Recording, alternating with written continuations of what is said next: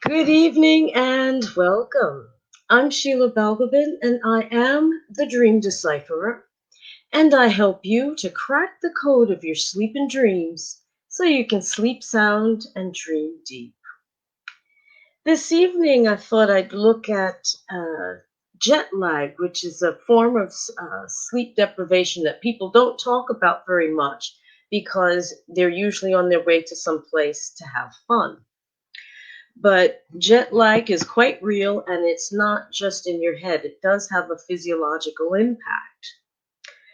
And for years, jet lag was considered to be just a state of mind, but studies have shown now that the condition actually results from an imbalance in our body's natural biological clock, which is caused by traveling through different time zones. This changing of rhythm is measured by the rise and fall of body temperature, plasma levels of certain hormones, and other biological conditions. And all of these are influenced by our exposure to sunlight and help to determine when we go to sleep and when we wake up.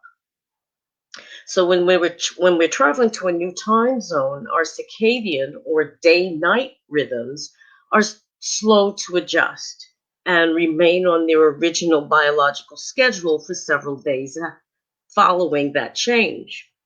And this results in our bodies telling us it's time to sleep when it's actually the middle of the day, or it makes us want to stay up when it's late at night. And this experience of dissonance in our sleep pattern is called jet lag. So if you've ever flown overseas or traveled across time zones very quickly, the chances are you have experienced jet lag and know how it can ruin your plans. Jet lag happens when you're traveling, as they say, quickly. You're moving between time zones, and your internal clock just isn't able to adjust as quickly. You may feel the need to go to bed several hours earlier than normal or later, depending on the direction you're traveling in. You may also find that you have difficulty concentrating. Your mood and alertness may vary. You may even feel nausea. Generally, though, it usually goes away after your body finally adjusts to the new time zone, which may take a couple of days. But what do you do in the meantime while you're waiting for your body to catch up with with your destination? It can be a huge drag on your energy on your vacation or business trip, and it's particularly hard on your body when you're traveling towards the east because you're gaining time. So, and there's another aspect about this kind of fatigue that isn't discussed either, and that's the people who fly us around the world and creating the jet lag, the pilots and the airline staff that are in the air and are therefore exposed to even more zone changes more often. Um, is anybody looking into that? I mean, that fatigue is a well-known cause of accidents, large and small, and how many plane crashes, and I hate to talk about that, but how many of them occur simply because the pilots are tired and haven't gotten adequate sleep? It's a question that really needs to be looked at quite seriously. And but what can you do about jet lag in the end? There's a few things that you can do. If you know you're going to be traveling across time zones, particularly when you're going eastward, in the days approaching your flight, go to bed and wake up earlier for eastbound flights or later for westbound flights.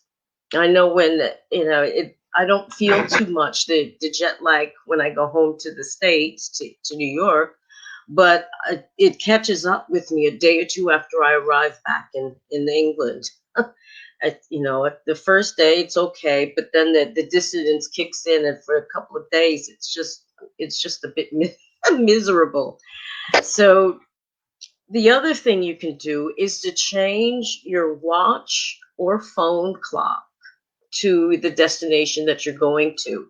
So change it to the local time. I find that that is helpful. I change my watch on the plane so that I'm already thinking psychologically that I'm in local time, and then maybe go to bed a little bit earlier to try to get myself to adjust more quickly.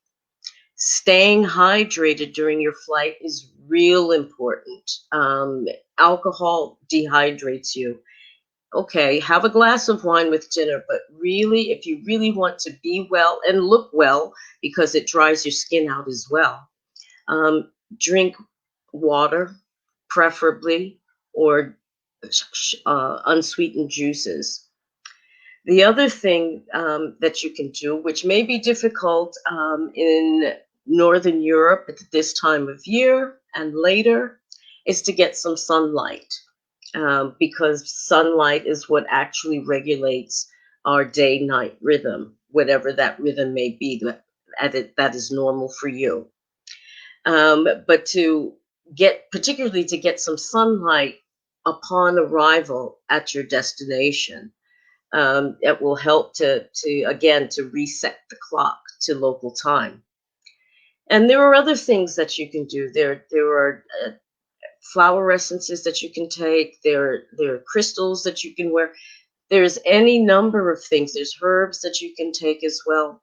So there are various means that you can use to be able to reduce the incidence of jet lag and actually get more time out of your holiday and not spend half of it recovering from the flight, partying till you drop, and then have to get home and recover from your holiday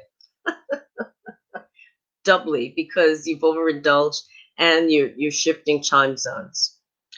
I hope you find that helpful. If you'd like more tips, you can get in contact with me. But have a lovely evening and a great week to come, and I'll see you again soon. Take care. Bye-bye.